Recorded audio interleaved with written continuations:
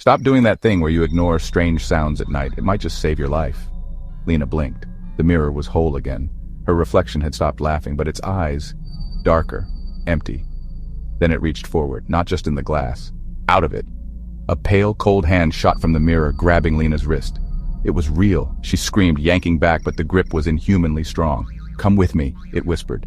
The glass rippled like water, pulling her in. She struggled, digging her nails into the sink, but it wasn't enough. With a final yank, the mirror swallowed her whole. The bathroom was silent. The only thing left was her reflection, and it turned away, walking deeper into the other side. Miles's car screeched to a stop in front of Lena's house. The lights were off. The front door, wide open. He ran inside, heart pounding. "Lena?" Silence. Then, his phone buzzed. A single message from Lena's number. "I'm here, but it's not me anymore." His blood ran cold. The bathroom mirror was cracked, and from within it, something was watching him. Lena had always been cautious, always aware of her surroundings, but that night something felt different. The air was thick with an unexplainable tension. She had heard the whispers before, faint and distant, but tonight they were louder, almost as if they were calling her name.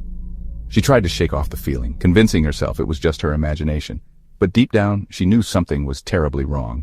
The mirror had always been a source of unease for Lena. It was an antique, passed down through generations, and it always seemed to hold a presence of its own. She had often caught glimpses of shadows moving within it, but she had always dismissed them as tricks of the light. Tonight, however, the shadows were more pronounced, more real. As she stood before the mirror, she felt a chill run down her spine. Her reflection stared back at her, but there was something off. The eyes that looked back were not her own. They were darker, emptier, and filled with a malevolent intent. She blinked, hoping to clear the vision, but it only grew stronger. Panic set in as the reflection began to move on its own, independent of her actions. It smiled, a cold, sinister smile that sent shivers down her spine. She tried to step back, but her feet felt rooted to the spot. The reflection's hand reached out, and before she could react, it broke through the glass, grabbing her wrist with an icy grip. Lena's scream echoed through the empty house, but there was no one to hear it. She pulled with all her might, but the grip was unyielding. The reflection's eyes bore into hers, and she felt a pull, not just on her body, but on her very soul. The last thing she saw before being pulled into the mirror was her own terrified face reflected back at her. Miles arrived just moments too late. The house was eerily silent, the air thick with an unnatural stillness. His heart raced as he called out for Lena, but there was no response. The message on his phone sent chills down his spine.